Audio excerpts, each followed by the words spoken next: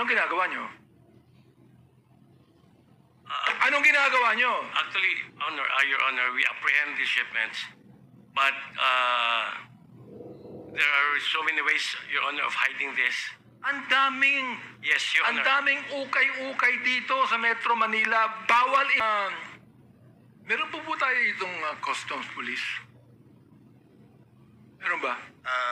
I believe we did not invite a representative from the Customs Police. I would like to make a motion that we, next hearing we had, that we should invite the customs police.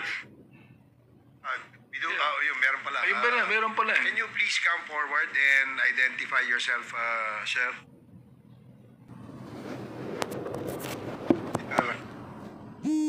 Take a seat.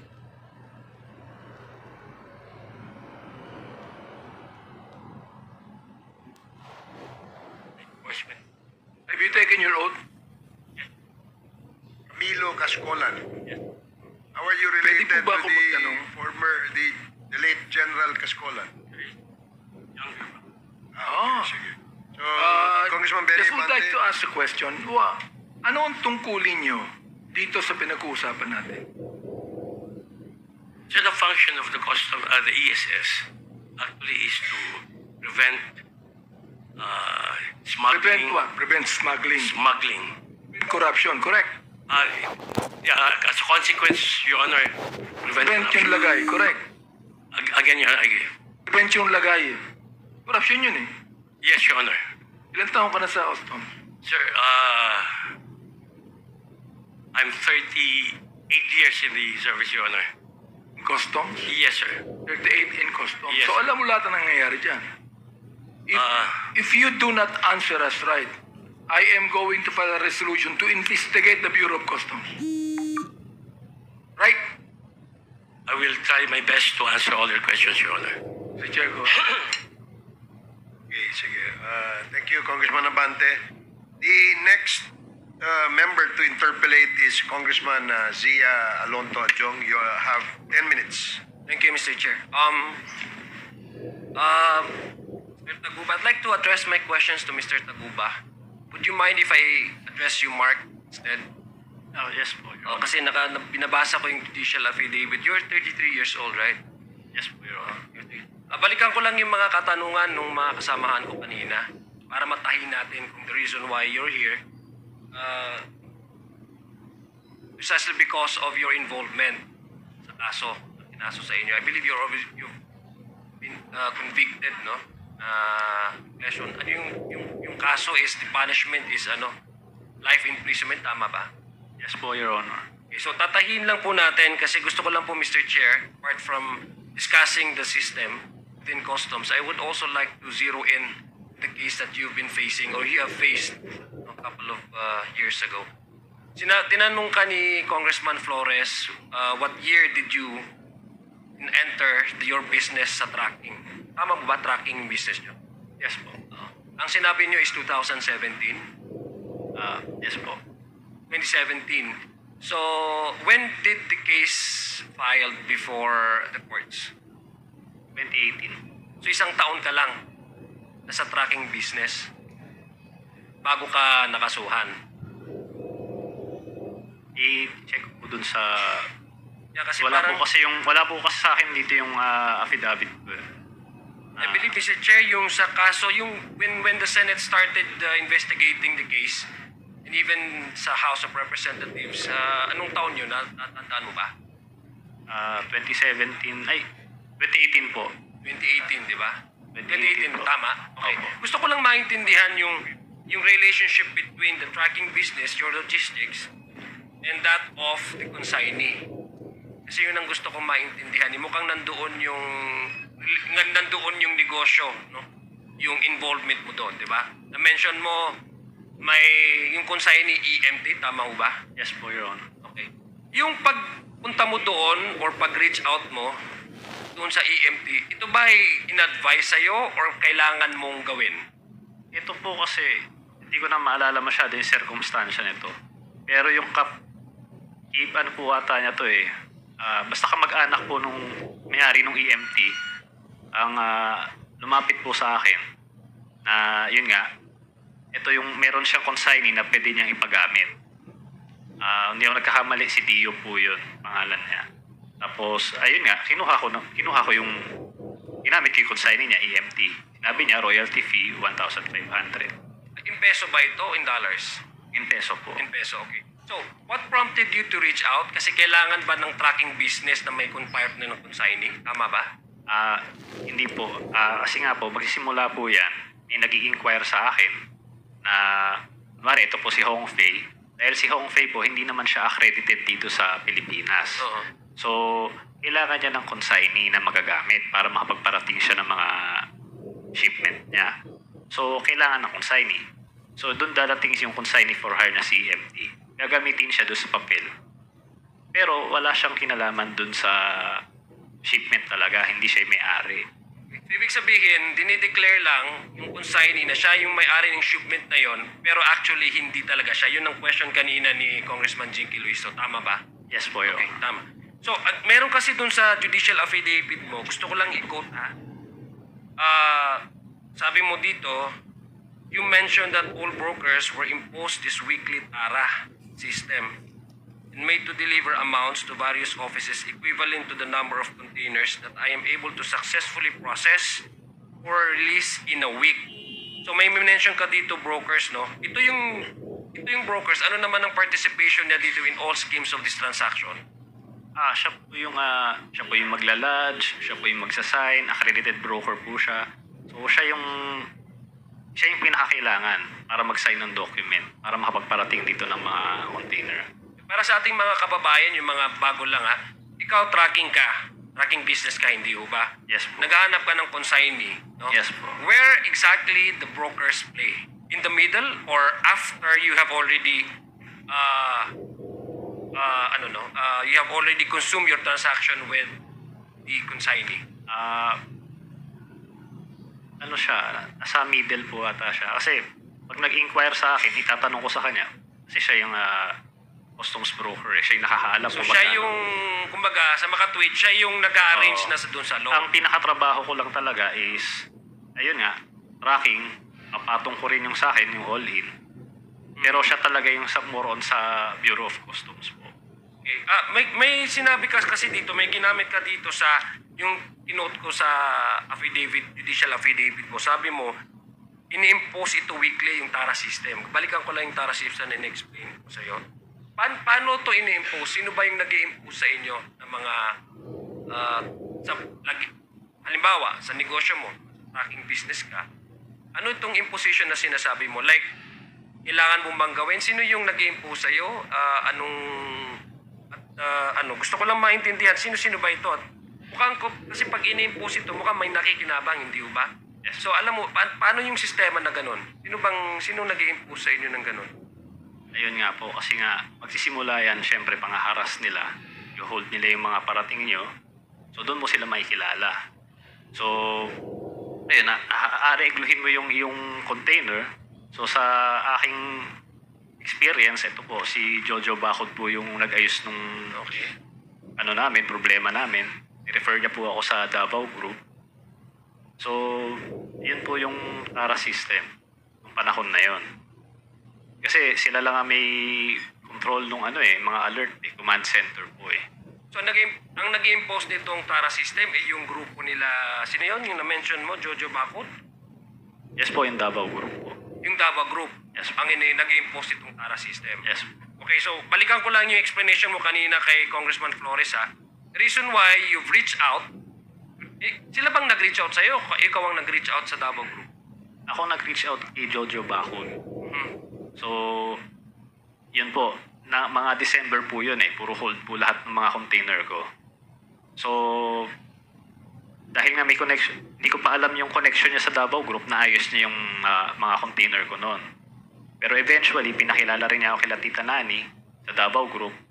Yun nga, nagpakilala sila na kailangan mo magbigay sa kanila, hindi, ma-hold yung mga container mo. So, ibig sabihin, that's a different transaction. Kumbaga, that's your entry to knowing si Jojo Bacod at saka Davao Group. Tama ba? Yung ginawa kasi yung experience mo, base doon sa sinagot mo kay Congressman Flores, nagkaroon ng harassment. Ang harassment meaning, yung mga in-expect mo ng mga shipment mo, hindi dumating or ginawang, pag may stricto, pinagstriktuhan. That's why you need somebody who's in the inside, who more or less has influence and know the people who to top para malagay doon sa green lane at malabas yung shipment mo. Tama ba? Yes po, Your Honor. Okay, itong mga shipment na nailabas mo, ito ba ay ginamit mo rin the same consignee? Tatlo po yung consignee na ginamit ko noon. EMT, RONSS, tsaka Integrity. Tatlong consignee po yun. So, nung tapos na yung transaction nyo, yung first na transaction nyo, kasi naging successful, no? Bakit ka continuous nakikipag-deal with the Davao Group? I-mention mo kasi na Davao Group kasi that's the reason why you're here right now, di ba? Yes. Kaso, bakit continuous mo pa rin yung pakikipag-ugnayan sa kanila? Mayroon ka pa bang mga shipment na in-expect mong pumasok na baka maaharas? Yes po, kasi nandito na yun po yung trabaho ko eh. Nandoon po sa linyahan na yun eh. So, dahil nakakonect na ako sa kanila, so mas madali ko mailalabas yung container ko. Mr. Chair, with due Yes, please. indulgence Yes. of, Yes. gusto ko maintindihan, Mr. Chair, sino yung binabanggit mong Jojo, saka yung tita. Pakipaliwanag mo nga sa amin uli. Pangalawa, bakit ka nag-reach out sa Davao Group? Nag-i-smuggle ka ba? Yun ang tanong ko, bakit? Ibig sabihin, kung talagang legal ang pinapasok mo, di ba? Bakit ka nag-reach out Davao Group? Kasi po, tama po yun sinasabi nyo. Mga misdeclared siya, underdeclared po.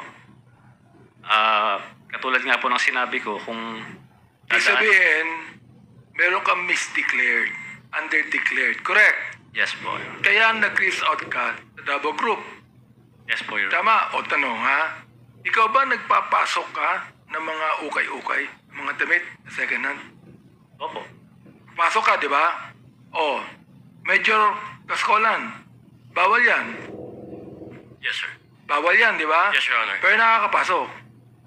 Yes, Your Honor. Pasok yan, merong... Very true, Your merong, Sandali lang.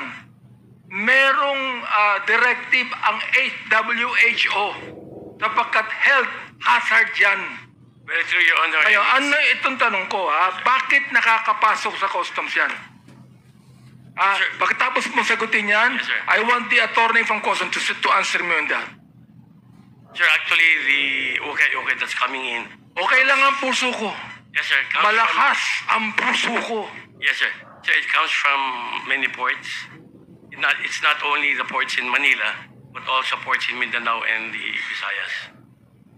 Salamat. Salamat. You've been honest with me. Ang tanong ko ganito, with indulgence of Congressman Sia, bakit nakakapasok yung ganong illegal? Bakit? Bakit hindi nyo nakikita? Bakit nakatakip ang mga mata ng customs official? First of all, Your Honor, okay can be declared as bed sheets, used bed sheets, used shoes. What is prohibited, Your Honor, is used clothing. Major So Kaskolan, and that can be declared, but you know for a fact that they are not new. Yes, Your Honor. But If you those- go to every store that has ukay-ukay, you know for a fact that there are no bed sheets there. There is nothing new.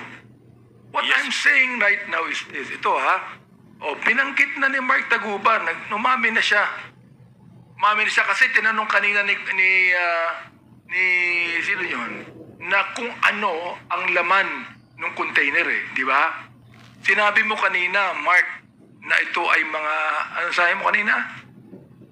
General merchandise. General merchandise. Ngayon, inamin mo na nagpapasok ka ng mga ukay-ukay. Correct? Yes. Okay. Ilang container ang pinapasa mo ukay-ukay? Yun po. Hindi ko po alam kung pwede nilang ipasok yan kahit saang container doon. At sinong nagbubukas ng container? Sa Bureau of... Meron niyang customs police, correct? Yes po. Merong official ng customs yan, correct? Yes po. Ayan. Nakikita yan. Binubuksan yan. Di ba? Pero Oo. yung Kaya ka nag-reach out sa Davao Group sapagkat alam mo na pag binuksan yan, ipagbabawal niya ilabas. Correct? yes po. Oh, nag-reach out ka sa Davao Group para hindi na buksan ang mga container na yan. O kung buksan man yan, pikit ang mga mata na nagbukas. Tama ako? Yes po, Your Honor. Yun. Go ahead, Congressman Zia. Thank you, Mr. Chair. May tubig po dyan, Manong Benny. May tubig po dyan. Yes, balikan ko lang yung tanong ko kanina kasi gusto ko lang compartmentalize yung issue. Sabihin, meron ng transaction dito with the Davao Group and dito yung hindi ito connected. Congressman Zia, gusto nyo ng chocolate? So, meron akong patchy, oh. Hindi smuggle to, Gusto ko lang para maintindihan po natin, Mr. Chair, yung reason kung bakit nag-reach out ka sa Davao. Kasi sa nakikita ko, dalawa kasing sitwasyon itong nangyayari, di ba? Na-establish mo kanina yung reason kung bakit nag-reach out ka. So mayroon ka ng, hindi lang sa hindi ka maharas, pero ka pa rin protection, di ba? Kasi na-enrolled ka na doon sa Davao Group, no? Pero hindi siya connected doon sa rason kung bakit ka naka-kulay orange ngayon. Doon ako interesado ko doon sa reason why you were put behind bars. Kasi ang sinabi mo ay parang hindi ka maharas. At the same time, maybe, inclusive of that arrangement is for your protection in in your business, the protection of your business and customs. Tama ho ba? Yes po, Your Honor. Okay, now, yung reason kung bakit ho kayo nandito dito sa Quadcom na ito, dahil yung connection mo with the case that you've already been convicted of the crime, no? Sabi nyo. Sinong nag-approach sa'yo in this particular transaction? Kayo ba ang pumunta sa Davao Group na may shipment? Ako kasi, nung una kang tinanong ni Kong Jinky, naawa nga, marami yan, naawa sa'yo. Kasi, ang sabi mo, akala sa'yo ng tao, ikaw yung smuggler ng drugs. Ang pagkakaintindi ko, is hindi ikaw, sabi mo, hindi ako drug lord. Ibig sabihin, hindi ako nagsasmuggle. Ibig sabihin, yung pumasok na shipment, ay hindi sa'yo. Tama ba? Yes po, Your Honor. Okay. Ngayon, yung shipment na ito containing this shabu, paano ka napunta dito? Ikaw bang nag-approach sa kanila o sila ang nag-approach sa'yo? Actually, simulan ko muna po, Your Honor. Okay Kasi lang. Davao Group din, the same group. Tama ba? Davao Group yung na-mention mo. You've mentioned the name of Manscarpio and Congressman Pulong. Sila po yung Okay, so nag-mention.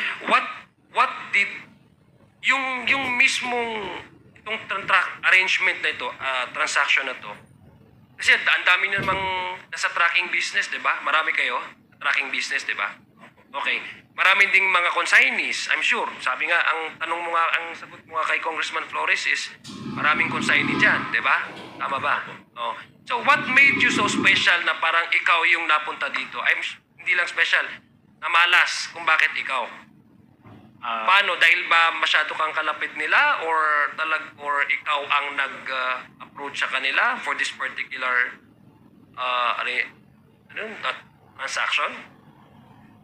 Kasi kung ikaw nag-approach sa kanila, it would appear to me na ikaw nag-smuggle. So paano? Can you explain to us kung... Pwede ko bang anahin muna yung sa bakit ako na-convict? Yes, Kasi unang-una, explain ko lang sa... And explain mo na lang sa akin yung paano itong kaso na ito na nasama ka sa apps among all the many tracking businesses involved within customs, doing business in customs, legitimate business. I'm sure your business used to be legitimate, di ba? I'm sure your business was legitimate when you're doing business with customs, di ba? So how come among all the tracking businesses, among all the consignees who've been accredited by customs, it's you and EMT were involved in that particular shipment, which apparently came out to be drugs?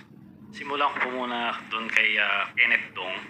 So, ito po, siya po yung nag-inquire nitong shipment na to itong MCLU 600-1881. So, tinanong niya sa akin, regular shipment lang naman ito Pero, doon nga, sa Senate hearing, nalaman ko na yung kay Manny Lee, meron siyang mga items doon na tinanggal doon sa packing list. nandoon po yung metal cylinder. So, nung papunta po kay Kenneth Dong, binigay niya sa akin yung packing list, wala pong nakalagay na metal cylinder doon. Wala rin po, ang nakalagay lang doon, mga general na merchandise lang. So, in-rate ko siya na isang normal na shipment. So, dinako sa proseso na normal. So, DJ, ano mo nga to, paano ba tong ganyan? So, i-refer ko siya sa broker ko sa normal na proseso. Wala po talaga kaming alam kung may shabu yan o ano. Wala po talaga kaming kinalaman. So, sabi ko nga, May 15 pa lang, nagsasubmit na ng manifest yung barko.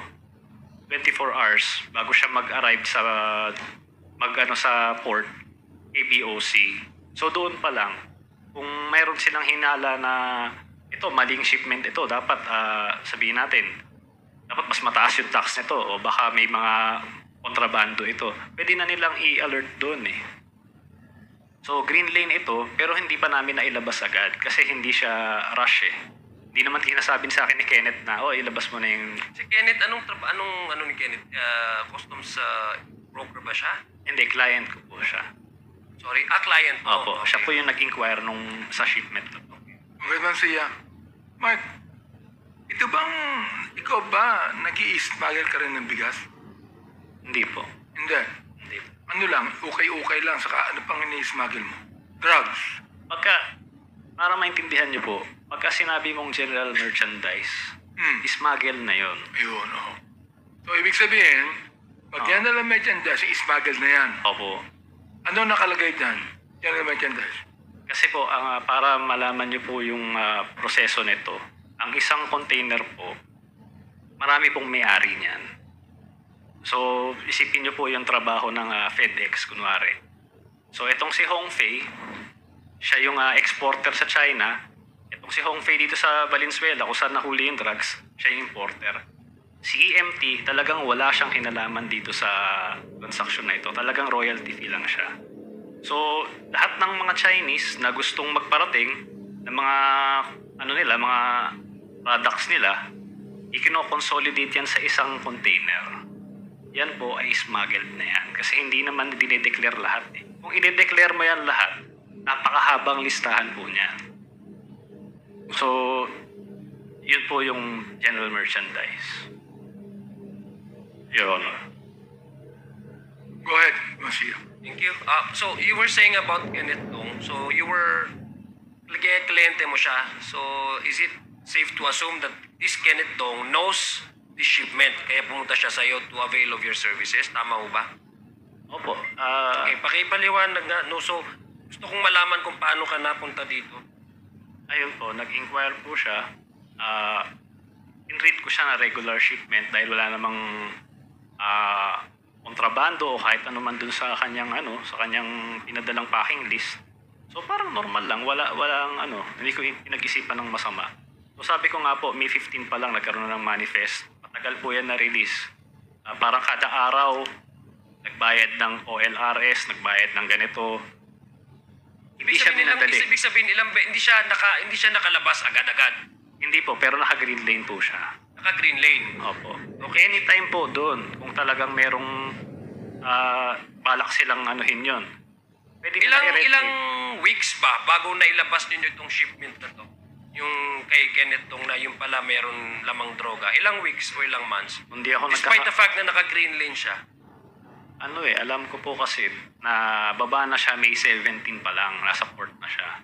Okay. So, na-deliver siya May 24 na. So, mga 1 week. Mga 1 week po. So, yung regular na processing for the green lane. Ang green lane po, kung mamadaliin siya, mga 2-3 oras, mailalabas mo na yung container. Oh, sige, okay. So, May 15, may sabi mo, may mga fees na, processing fees, tapos hindi pa nailabas. May manifest na sa barko. Ibig sabihin, nandiyan na siya. Okay. Hindi pa lang siya, parating na siya sa port. Okay. So, doon pa lang, ginagawa yun para si POC, kung tingin niyang may problema, pwede na niyang i-red lane. Pwede na niyang i-alert. So, maski si POC, wala siya nakikitang kahit anong mga anomalya dun sa... Pero hindi nyo alam kung sino talaga yung may-ari ng shipment na to. Hindi po. Hindi nyo alam. So, kayo ang naghanap ng consignee, tama ba? Yun ba yung pagkaintindi ko? Opo, so nag-inquire siya sa akin. Siyempre tatanungin din niya dahil nga po si Hongfei hindi naman po siya accredited dito. Okay. Kailangan niya ng consignee for hire. So yung pay, yan ang tunay na may-ari? Opo. Yung shipment na Based yan? dun sa, opo, kasi para malaman nyo rin po, yung proseso dun naman sa China, pagka mag-e-export siya kasi naglo-load ng mga gamit eh. So pupunta siya sa container depot ng shipping lines, siya mag-aasikaso nun, dadali niya sa warehouse, siya yung maglo-load, siya yung mag-i-stuff ng mga gamit. Now, I'll ask you, kasi yung very important sa akin, Mr. Chair, yung timeline eh. Kasi I think the reason why you approach the Davao Group, it's because for you, 1 week is too long for a green lane shipment. Tama ba? Yes po. Okay. So, nung within 1 week, ito yung rason kung bakit mo in-approach ang Davao Group. Tama ba? Para malabas ba? Gusto ko lang namin maintindihan. Hindi po, itong particular na shipment na ito, kaya naman siya nailabas ng, dahil hindi po siya rush eh. Okay. Ang container, ang truck ko lang po noon, 8 lang po eh. So, kung hindi naman siya rush, di gagamitin ko siya sa ibang kliyente ko na nagra-rush ng shipment. Yun na lang ilalabas ko muna. Kaya nga, gusto ko lang kasi maintindihan, no? Sabi ko nga, gusto kong tayihin yung senaryo sa case mo ngayon. Ang sinabi mo, kaya nga, given na yon, nag-enroll ka, etc., nag-ano ka, di ba? Then later on, you did not know that the shipment kasi nakapasok ka na sa kanila eh. That's the first scenario that happened. And the transaction there was successful according to you, no? So here we are now. Di ba? So, pumunta ka seeking the assistance of the same group for this shipment to be released. Tama ba? Opo, lahat po ng shipment. Lahat ng shipment. In the particular shipment, itong may laman na shabu. Opo. Tama ba? Pero yun nga po, sinasabi ko po, hindi ko po alam yung tungkol dyan sa shabu na yan. Aha. So, ang alam ko lang po is general merchandise yan. So, pag itong 24 na i-deliver namin, nagkaroon ng raid sa Valenzuela, 26. Pa lang po nalaman na meron palang metal cylinder. Okay. So, I'll go to Mr. Jimmy Guban. Mr. Jimmy Guban, is this the same shipment na sinasabi na pag-aari nung Davao Group o pag-aari ni... Hindi. Tama ba? Your Honor, sila ho ang nagpoprotekta. Okay. So, Your Honor, kasi dadagdagan ko lang yung kay Mr. Mark Taguba. Yes, please. Sa port of origin po, doon sa port of loading, may mga consolidator. Well, I will tell you frankly, that is the job of Michael Yang. He is Michael one Yang. among the biggest consolidator sa China. Wait lang. The same Michael Yang that was shown in the matrix of PIDEA. Yes, Your Honor. Okay. If I may, Yes, Congressman please. Adjong. Yes, please. Jimmy, kasi medyo seryoso yung aligasyon na yan. No? Yes, sir. Anong basihan natin para sabihin mo na si Michael Yang ang consolidator? Para lang sa kaalaman namin lahat. Kasi madaling magpangalan eh. Your Honor, I have testified already. One among my shipments, according sa galing yun sa kanila. Siya lang ang nag-consolidate sa China. The same also, Your Honors, na mga nawawala na containers. Iwan information po ito, Your Honor, na sila ang nagko-consolidate sa China, nawawala sa Port of Manila, nawawala sa Port ng Taguluan. Sino nagsabi sa'yo na si Michael Yang ang consolidator? Your Honor, may testimony already dahil iyak sa I akin. know. Kahit si na Mr. testimonya ka, iba ngayon. Sabihin mo sa amin, sino? Si Mr. Henry Tan, Your Honor, at saka si Mr. Abiliera kung bakit nila ako in-invite. So si Mr. Henry Tan ang nagsabi sa'yo na si Michael Yang ang nagko-consolidate. Yes, Your Honor. And who is this Mr. Henry Tan? One among also the financer, importer, Filipino-Chinese? Filipino-Chinese, Your Honor. Nandyan siya sa customs? Negosyante yun, Your Honor. Negosyante. Anong Oo. negosyo niya? The same din, Your Honor. Nagpaparating din ng mga kargamento before. So, General merchandise din. Yes, general merchandise. So, na hinihinga niya rin po ng clearance. Meron ka bang report na ginawa sa Bureau of Customs sa pagiging intel operative mo noon na i-red flag yung Henry Tan na yan? Your Honor, I have submitted reports ng isang malaking bodega sa Giginto, Bulacan. Who owns the bodega? Marami po yan, Your Honor. One among them is the Okay. consolidator galing kay Michael Yang. Yan po Sige. yung... Yung Henry Tan, anong report mo sa Bureau of Customs about Mr. Henry Tan? Meron ka bang ginawang report? Yes, Your Honor. And what does the report say? The same, Your Honor. Practicing general merchandise.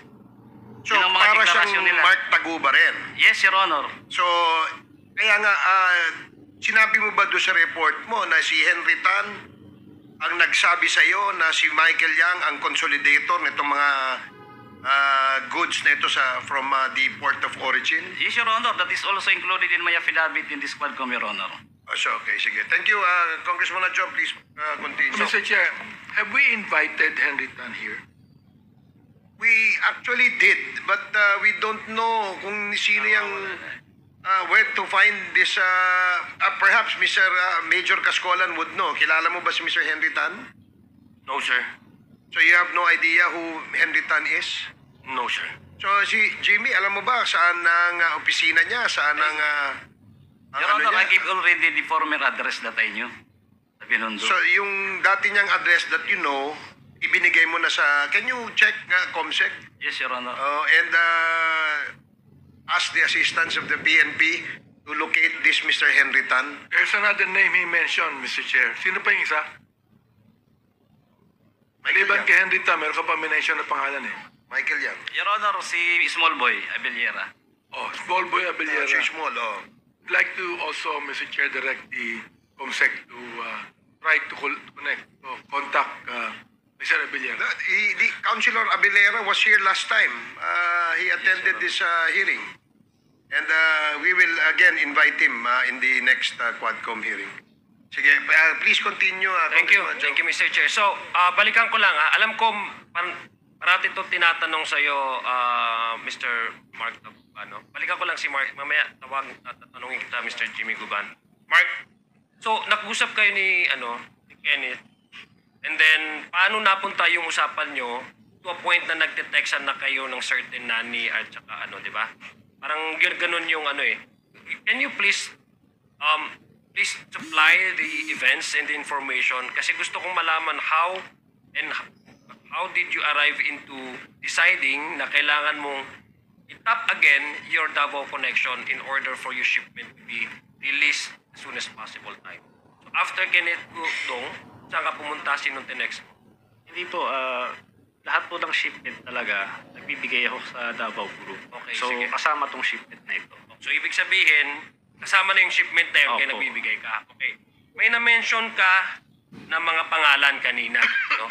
Sabi mo, pumunta ka ng Davao, tama ba? Yes po. Nagkaroon ba kayo ng meeting with all of these personalities that you mentioned? Sino yun? Si Nani? Can you yung mga Davao group na sinasabi mo? Si Tita Nani po, si Jack, si Jojo, si Noel, si Big Brother, si Big Small. Brother is yung si Councilor, sino yun? Abiliana? Hindi po, si General Kapuyan po yun. Allen Okay, Kapuyan. okay. Tapos si Small yan. Tama ba? Yan po. So ito yung, so sasabi mo ba na para silang lobby, kumbaga kung sa politika sa states may tinatawag na special interest groups, no? Na na tumutulong sila sa isang bagay para makuha kung ano yung gustong makuha ng kliyente nila. So parang ganun sila, parang pressure group sila para mas mapadali yung transaction mo. And in this case, yung mga releases ng shipments mo, tama? Yes po. Okay. So saan kayo nag-meeting? Nag-meeting ba kayo? Sinabi mo nag-meeting kayo sa Davao. You were sent to Davao. Did you go to Davao on your own or was it part of the arrangement? Ayun po. Pinapunta po ako sa Davao. Okay. So, yun nga po, wala naman akong kilala sa Davao. Si Jack po yung nag-ano sa amin noon, sa instruction din ni Tita Nani. Dinala naman ako ni Jack sa isang restaurant. Hindi ko na po maalala kung saan kami nag-meet. Yun po, nakamit ko po si Small. Ayan. Nag-usap kami tatlo. Sinabihan nila ako. Ayan, kay, Mark, ito, barkada ito. Yan si Small. Yan ang number 1 counselor dito. Ganyan.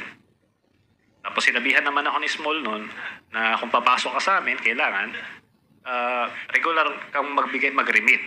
Huwag kang papalya. So iba pa yung binibigay, okay. So iba pa yung binibigay mo na 170?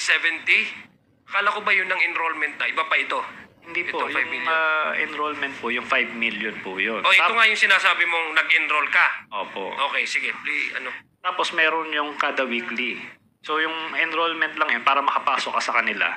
Tapos kada container na i-release mo, magbabayad ka sa kanila, 10,000 po yun. So, binigay mo itong 5 million na enrollment fee. Sabi mo, binigay mo kay Councilor, tama ba yun? Small? Tama, no? Yes, Mr. po, Chair. Your Honor. Yes, please. Nabanggit mo nung last hearing natin. Nung tinanong namin si Small, itinanggi niya eh. Itinanggi yung 5 million, itinangging nakausap kanya. Itinanggi niya yun eh. Okay. So paano mo ipapaliwanag yun? Your Honor, pagkakaalala ko po, hindi po niya tinanggi na nagkausap kami.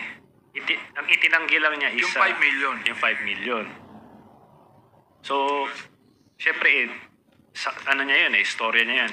Isa storya ko, so i-deny niya talaga yun. Pero, ang tanging pweba ko lang, sabi ko nga, kung ang hinahanap niyo po is nagbigay ba ako parang resibo ba? At tinanggap niya yung 5 million, parang gano'n. Tingin ko wala naman pong gagawa ng gano'n eh. So, ang tanging puweba Pero ko lang... meron ka record noon, sarili mo. Wala resibo yan. O yun. Pag nag-resibo ka, tanga ka na. Pero ang natanong ko, meron kang tinatago na personal na journal dyan na itong Isbol Abiliera tumanggap ng 5 milyon. Meron kang tinatago dyan, di ba? Ipakita mo sa amin. Sige po. Okay, Mr. Chair. Mr. Chair, what appears to me, Mr. Chair, Mark, is, although bata ka nung oras na yun, pero I'm sure, meron ka namang idea sa negosyo, di ba? If somebody asks you for a 5 million pesos as an enrollment fee, you wouldn't give it that easily, no? Without knowing kung ano yung kapalit, di ba? Yes. Okay. So, what made you decide na itong 5 million ko ay guaranteed na yung protection at saka yung yung mga request ko ay may bibigay sa akin o makukuha ko? What makes you what made you feel safe that that's an investment eh. Kung akong tatanungin mo, I'm not a businessman, but that's an investment on your part. You've given 5 million enrollment fee. In exchange is protection and for all of your shipments to be released as quickly as possible. Hindi ho tama ho ba yun? So, what made you decide to go to Davao despite the fact na ilang beses kayo nag-meet ni Nani at saka ano? Balikan ko lang po dun sa... Okay. So kikiti na Nani pala, okay. Weekly po talaga, nagre-remit ako sa kanya. So sabi ko po... Saka nagre-remit ka eh? Minsan po, sa kanya mismo. Sinong kanya? Kay Tita Nani po. Okay. So minsan po tatawagan niya ako, nandito ako sa baba, sa tapat na lang opisina ko yon. O minsan naman, pupuntahin niya ako sa isang lugar, doon kami mag-meet.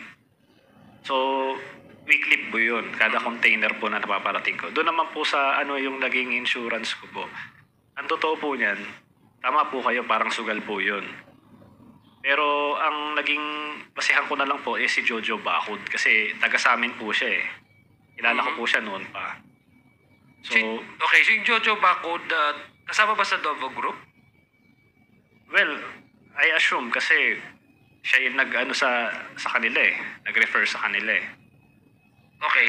So, Mr. Chair, I'd like to make a motion that we invite Tita Nani and Jojo in the hearing. With the indulgence yeah, please, of yeah, sure. Congressman Adyong, yes, what is the motion? That we invite certain Tita Nani and Jojo in the next hearing. There is a motion to invite a certain Tita Nani and a certain Jojo in the next scheduled Quadcom hearing. Duly seconded. Are there any objections? Hearing none, the motion is approved. So, Comsec, please invite the two personalities mentioned. So, Chair, Please proceed. Yes, please help me understand, Mark. Gusto ko lang talagang yung the whole transaction that happened. I want to know, earlier, you responded na you've been paying 170,000 to Tita Nani, di ba? Hindi po. I'm sorry, to the customs, yung Tara system. That's it.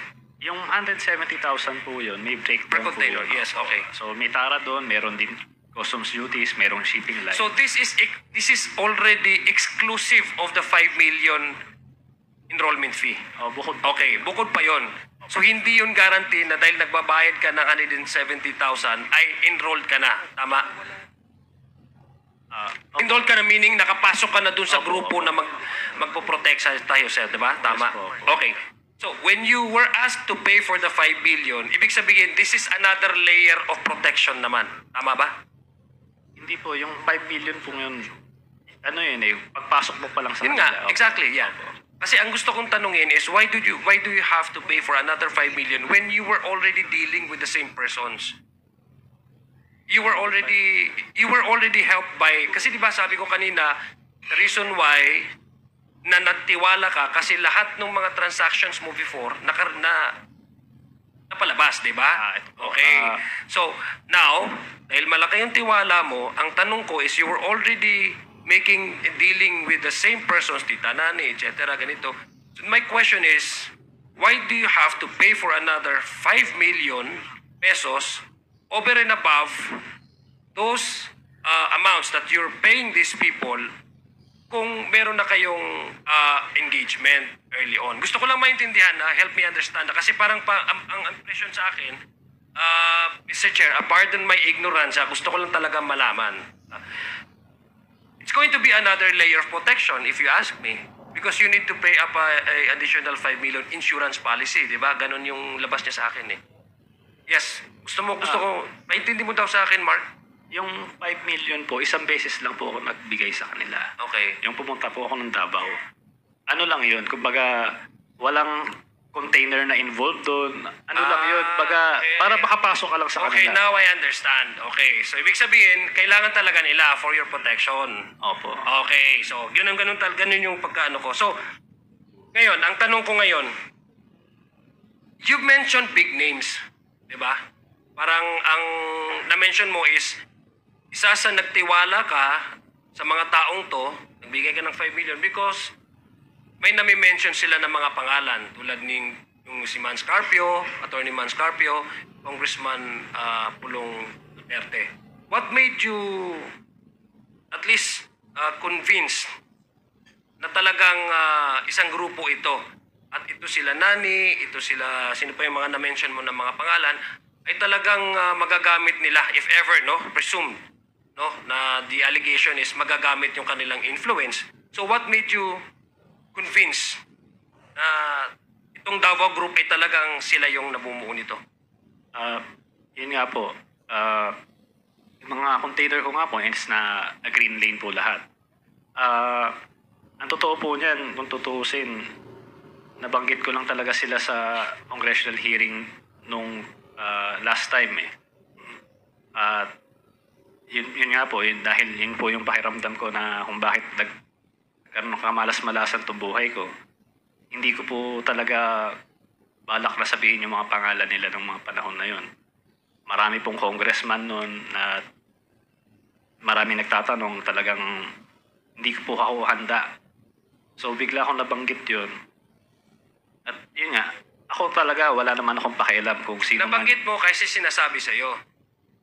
Opo. I mean, sinasabi nung mga kaano mo. Opo, yun po. Gusto kong saklaruhin na wala naman po talaga akong pakialam kung sino man talaga yung nasa tuktok niyan na nagmamaniobra sa Bureau of Customs eh. Kung sino pa yan. At nagsasabi naman yan sila. Nakita niya naman yung mga text messages. So wala rin naman akong dahilan para siraan itong mga taong ito, itong sila Paulo Duterte, Man Scarpio. Hindi, naniniwala naman ako sa'yo. Kasi ako naniniwala ako sa'yo na ang gusto mo lang, punto de vista mo is mapaganda yung negosyo mo. And I believe you in that.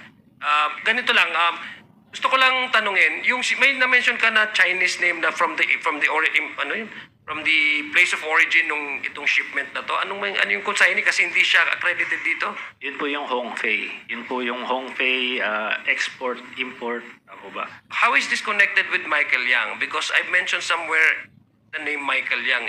I'm sorry, I've heard about Michael Yang. Was it you, Jimmy Cuban, or ikaw ba, Mark? Siya po yata. Okay, sige. Gusto ko lang maintindihan.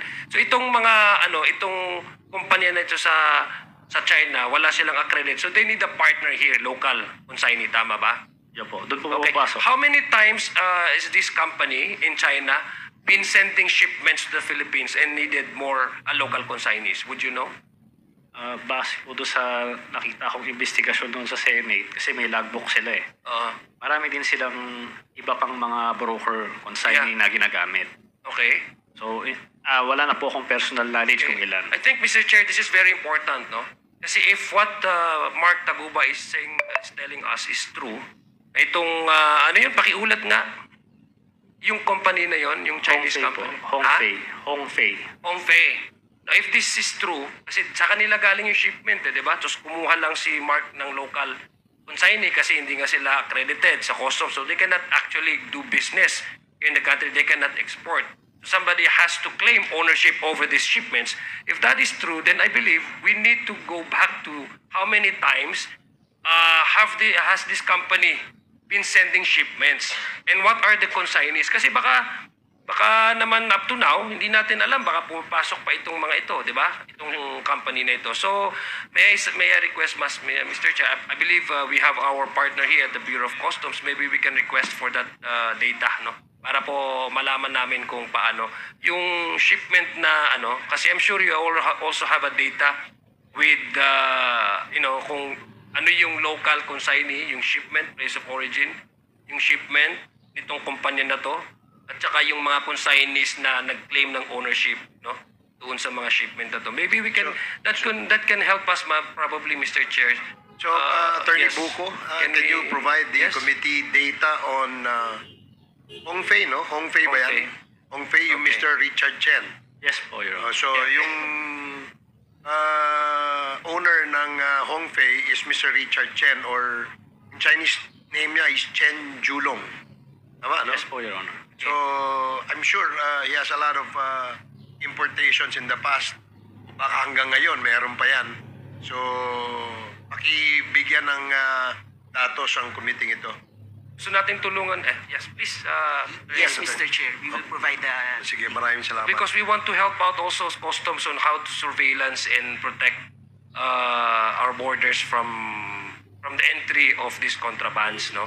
We want to help them out because what I see, Mr. Chair, based on the testimony of Mark Taguba, we're dealing with transnational crimes, yung drugs.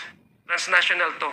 Hindi lang ho ito, nagkukuha lang sila ng mga partners nila dito sa Pilipinas para lang may pasok yung kanilang shipment. We're talking about how many tons of shabu, diba? It's so shocking to me, Mr. Chair, and it's mind-boggling because the time that 6.7 tons of shabu was smuggled in the country during the time when the Philippines was declared a war against drugs.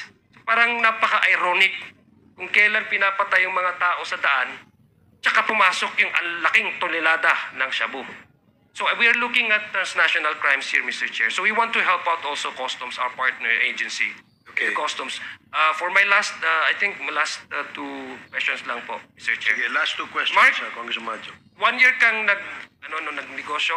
I mean, sabi mo, 2017, 2018, di ba? Yes po, Your Honor. Okay. So, ibig sabihin, sa palagay mo ba itong Davao Group na to, nandyan na ba sila? Matagal na? Before your entry? Wala po akong Okay, wala kang personal idea. So knowledge. maybe I'll ask Jimmy Guban. Jimmy, narinig mo naman yung testimony ni no? Yes, Your Honor. Yung mga sagot ni Mark Taguba. By the way, Yes, Your Honor. magkakilala ba kayo ni Mark before itong mga kasong to at yung nangyari? Yes, Your Honor. Magkakilala na kayo? Yes, Your Honor. Pero have you ever done, business or transaction together? Nakikita ko siya, Your Honor, sa office ng CIS eh. Oh, pero hindi mo siya kilala like personal na pare, may papasok or ano? Wala kaming usapan po na ganyan kasi yung tatay niya used to be a former customs, Your Honor. Okay, so ano yung masasabi mo dun sa sinasabi niyang Davao Group? That is correct, Your Honor, from the start of 2016. In fact, even yung positioning sa Bureau, nanggagaling sa Davao Group. So, kaya si Mark ay nag-i-enroll sa Davao Group para mabilis ang facilitation ng kargamento nila. So, yung 40,000 na sinasabi niya, yun yung may resibo lang na pumapasok sa customs. Maybe 10,000 or 15,000 sa shipping line. Then the rest of that, ay doon na yun sa grupo ng Davao Group. Okay. So, regardless na po yun kung anong klaseng kargamento ang papasok, which is kaya nag-proliferate ang illegal drugs, illegal pati na agricultural products, ang dami po noon. Kasi hindi ho kontrolado ng custom officials ang Bureau of Customs. It's the Davao Group that was controlling during that time. Okay. If Congressman Yes, Adjong, please, just yes. I saw Major Cascolan nodding his head. Does that mean that you are confirming what Jimmy Guban is saying? Yes, Your Honor. So alam niyo yung ganong sistema o kalakaran sa loob ng customs. Sir, it has always been the system, Your Honor. Okay, would you be able to name people who are behind these kinds of system? Unfortunately, Your Honor, I've been assigned to Fort Iloilo for 7 years before I was transferred. Just this October. Other than that, Your Honor, the happenings during those times, 2016, I do not have much knowledge, but I can get only information through the grapevine. So grapevine information lang. Pero dun sa post mo sa Iloilo, Yes, Your Honor. is this happening? No, Your Honor, because Port of Iloilo only just recently had containerized shipment. So before that time, only bulk shipment were brought to Iloilo. Bulk shipments meaning wala sa kundi containerized. Yes, Your Honor. So hindi pwedeng itago. Ibig sabihin, makikita mo kung Wala, yan ay Your Honor. semento, bigas. Yes, Your Honor. So iba talaga yung nasa loob ng container. Yes, Your Honor. So ngayon containerized ang shipments dumadating dyan. Yes, Your Honor. Are you now with the Manila port or still in Iloilo? I'm now the executive officer of the Customs Narcotic Office. Okay, sige. Please For my continue. last, I guess, okay, so Mr. Chair, Congressman Abante. alam ko na marami rin ka rin alam. So, are you willing to talk to us in an executive session to tell us everything that you know? I will try my best to answer all your questions, Your Honor. Thank you. Please proceed. Yeah, Last for your last question. For my last question, I believe Mr. Guban, maski hindi ito ata kinuwento or sinabi ni Mark as a form of responses sa aming mga membro ng committee, alam mo na may kalakaran na ginoto. Tama po ba? Yung Davao Group, alam mo. Yes, Your Honor. Okay, even without his testimony or without his answers, you already know that there is a group called Davao Group operating within customs. Yes, Your Honor. Okay, sige. So, Mr. Chair, for my last, maybe Mark Taguba, do you still stand your position that you have no idea whatsoever na itong shipment na inarrange niyo ni Mr. Kenneth Ong na galing kay Hong something yung tapos kumuha ka na ng local consignee ay may lamang droga. Do you still stand with that? Wala po kaming alam Wala sa- kang kaalam-alam. Okay. Po talaga. Mr. Chair, for my final manifestation, Mr. Chair, I would like to manifest, I guess, that the testimony of Mr. Taguba is in fact corroborated by Mr. Guban. No, kasi alam niya maski hindi niya na in fact, before we invited Mark Taguba, Jimmy Guban already relayed to us portion of that kind of arrangement and what you call this, yung ganong klaseng pagpapalakad. And then he also mentioned about certain names which appears to be names mentioned by Mr. Taguba. And yet they don't know each other. They know maybe sometimes nakikita sila but they are not type of persons na friends or nagkaroon ng negosyo. So, Mr. Speaker, the fact that they not that close and they haven't done any business together, as a tracker who's doing business in customs, as a former head of the intelligence division in the customs, makes, Mr. Chair, to my knowledge, at my understanding, it makes their testimony more believable. Because there's no reason for one of them to lie for the benefit of the other. Hindi naman magbe-benefit, Mr. Chair, si Mr. Guban kung magkukurabol. So I think, Mr. Chair, it's parang yung sinasabi po nila sa English na cut from the same cloth kung titingnan natin yung storya nila. So it makes it believable, Mr. Chair, because there's no point for either Jimmy Guban or Mark Taguba to lie, benefit either of the two, Mr. Chair. So, Mr. Chair, para sa akin po, we need to, apart from looking at the real scenario, who are the culpable persons involved in this kind of transaction, particularly the case of Mr. Guban and Mr. Taguba, I think I'm confident, Mr. Chair. No, I'm just saying this that under the current leadership of our commissioner right now, and with all of this information coming out, this committee, Mr. Chair, this committee can help out, and I believe the current leadership of the Customs is really committed to really reform the Bureau of Customs and really strengthen our borders from protecting our streets from the entry of contrabands. And we do have confidence in the Bureau of Customs Authority, and we do not want to help you out. Okay, so yun po, that's for my last manifestation. Maraming salamat po, Mr. Chair. Maraming salamat, Mark. Maraming salamat, Jimmy. Okay, thank you, Congressman Adi.